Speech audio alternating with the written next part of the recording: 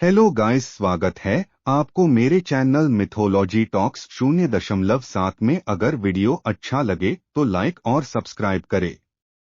राजा परीक्षित और कलियुग के प्रसंग का वर्णन श्रीमद्भागवत के प्रथम स्कंध के 16 व 17वें अध्याय में किया गया है। अभिमन्यु के पुत्र राजा परीक्षित के राज्यकाल की घटना है। राजा परीक्षित का जीवन बहुत पवित्र था। वे कुरुजांगल देश के सम्राट थे। राजा परीक्षित को मालूम हुआ कि उनके राज्य में कलियुग का प्रवेश हो गया है, तो वे सेना लेकर दिग्विजय के लिए निकल पड़े।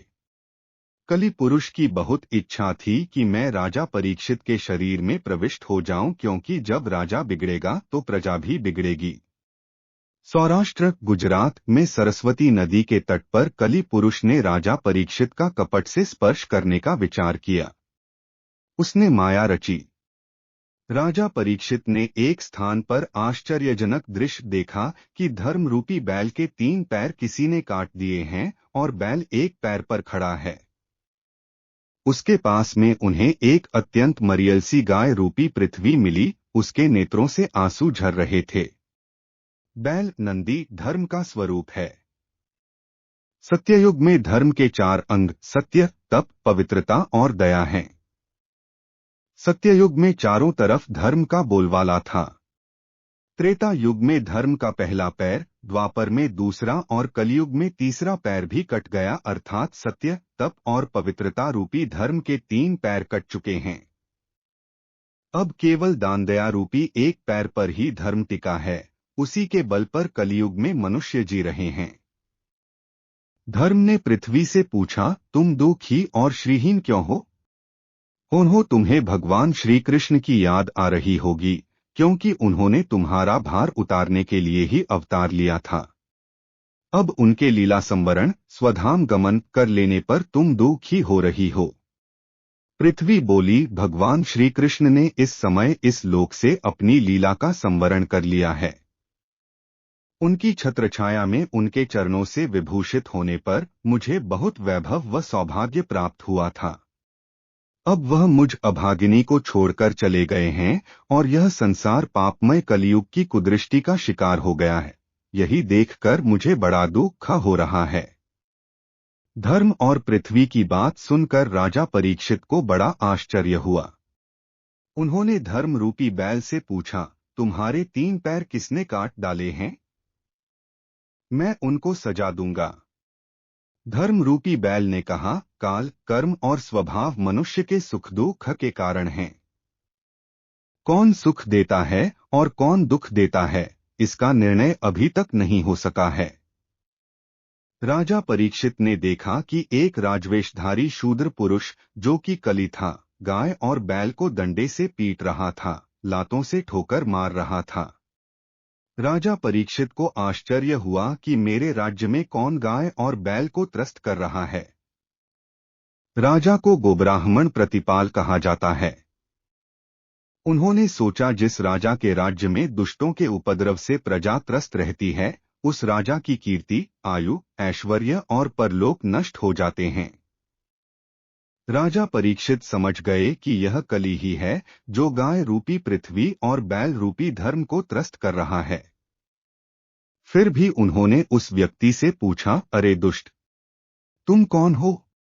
इन्हें क्यों पीट रहे हो? उस व्यक्ति ने कहा, मैं कलि हूं, मैं अपना काम कर रहा हूं।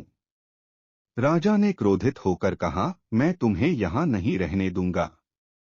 कलि ने कहा, पहले मेरे गुणदोष तो सुन लो, तब निर्णय लेना। मेरे युग में धन संपत्ति के लिए भाई भाई लड़ेंगे। स्त्री पुरुष मर्यादा का उल्लंघन करने वाले होंगे। हिंसा का प्राधान्य रहेगा। मानव अल्पायु और अल्पबुद्धि होंगे। लोग मांसमदिरा का सेवन करेंगे। कलि की बात सुनकर राजा ने तिलमिलाते हुए तलवार निकालकर कहा, बस बस, हद हो गई। तुम्हारे प्रभाव से तो मानवता ही लुप्त हो जाएगी, मैं तुम्हें मार डालूंगा। कलि ताड़ गया कि ये तो अब मुझे मार ही डालेंगे। उसने तुरंत कहा, राजन, मुझ में एक बड़ा भारी गुण है, सत्ययुग में दीर्घकाल तक जप तप व्रत उपवास करने से, त्रेतायुग में बड़े बड़े यज्ञ करने से, द्वापर युग में भगवत पूजन सेवा से जितना पुण्य मिलता है, उतना पुण्य मेरे काल में प्रेम से भगवान नाम जप करने से मिलेगा। अर्थात कलियुग में भगवान नामावतार रूप में जीवों का कल्याण करते हैं। कृतयुग त्रेता द्वापर पूजा मख अरुजोग, जो गति होई सो कली हरि नाम ते पावही लोग। राजमा 7:102 खत। कली के अंगस्पर्श से राजा परीक्षित की बुद्धि भ्रमित होना। कली ने राजा परीक्षित के पैर पकड़ लिए और कहा, मैं आपकी शरण में आया हूं, मुझे न मारिए। वीर पुरुष शरणागत को कभी नहीं मारते हैं। राजा परीक्षित का कली से स्पर्श हुआ और उनकी बुद्धि बिगड़ गई। अति पापी या अति कामी के स्पर्श से उसके पाप के परमाणु मनुष्य के शरीर में प्रवेश कर जाते हैं। स्पर्श से अनेक दोष आते हैं। राजा परीक्षित की गलती जिससे कलियुग का प्रवेश हुआ। पापी को सजा मिलनी ही चाहिए, परंतु कली का स्पर्श होने से राजा को कली पर दया आ गई। राजा परीक्षित ने कहा, जब तू हाथ जोड़कर शरण में आ ही गया है तो मैं तुम्हें मारता नहीं हूं, पर मेरे राज्य में तुम नहीं रह सकोगे, क्योंकि इस देश में श्रीहरि यज्ञों के रूप में निवास करते हैं। यहाँ धर्म और सत्य का निवास है, परंतु तू अधर्म का सहायक है। कली ने कहा, मैं कहाँ जाऊं? जहां जाता हूं वहां आप ही का राज्य है। मैं आपकी शरण में आया हूं, मुझे अपने राज्य में रहने के लिए जगह दीजिए। राजा परीक्षित ने कली को रहने के लिए दिए 4 स्थान। राजा परीक्षित ने कली से कहा, ये 4 स्थान अधर्म के निवास स्थान हैं।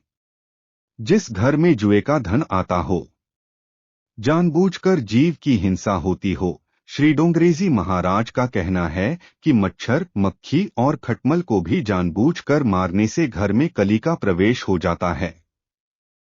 हिंसा प्रतिहिंसा को जन्म देती है। मांसमदिरा, तंबाकू का सेवन हो, इनसे तनमन दोनों बिगड़ते हैं, इसलिए ठाकुर जी इन्हें स्वीकार नहीं करते हैं, इसीलिए इनमें कली का निवास है। पुरुष वेश्यागामी हो, इन 4 स्थानों पर तुम रह सकते हो। कली को इन 4 स्थानों से संतोष नहीं हुआ। उसने कहा, ये तो गंदी जगह हैं, मुझे किसी सुंदर जगह में निवास दीजिए। राजा परीक्षित ने कहा, आज से तेरा सुवर्ण धन में निवास होगा, अर्थात अधर्म की लक्ष्मी में तेरा निवास होगा। यह सुनकर कली बहुत प्रसन्न हुआ। उसने सोचा, राजा के घर में अन्याय का धन तो आता रहेगा। वह अदृश्य होकर परीक्षित की बुद्धि भ्रष्ट करने की ताड़ में रहने लगा। अधर्म से प्राप्त सुवर्ण लक्ष्मी में कली का निवास। एक दिन राजा परीक्षित ने सोचा, मेरे पूर्वजों ने मेरे लिए क्या रखा है, यह तो मैंने देखा नहीं। इसलिए वे अपने पूर्वजों की संपत्ति देखने गए। वहां उन्हें एक पेटी में सुंदर मुकुट मिला। राजा को वह मुकुट बहुत पसंद आया और उन्होंने तुरंत वह मुकुट धारण कर लिया। वह मुकुट जरासंध का था, जिसे भीमसेन ले आए थे। यह पाप का धन था। धर्मराज युधिष्ठिर ने इसे कभी नहीं पहना था, किंतु कली के स्पर्श से परीक्षित की मति बिगड़ गई थी। कली पुरुष ने तुरंत राजा के शरीर में प्रवेश कर लिया। मुकुट पहनते ही राजा को शिकार खेलने की इच्छा होने लगी। जिस बालक को गर्भ में ही परमात्मा श्री कृष्ण के दर्शन हो गए हों, वह कितना पवित्र होगा। किंतु कलियुग का प्रभाव ही ऐसा है, अच्छे अच्छों को प्रभावित कर देता है।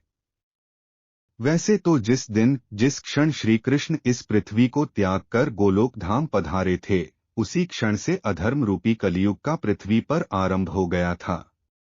डिस्क्लेमर, यहाँ मुहैया सूचना सिर्फ मान्यताओं और जानकारियों पर आधारित है। यहाँ यह बताना जरूरी है कि मेरा चैनल मिथोलॉजी टॉक्स 0.7 किसी भी तरह की मान्यता जानकारी की पुष्टि नहीं करता है। किसी भी जानकारी या मान्यता को अमल में लाने से पहले संबंधित विशेषज्ञ से सलाह लें।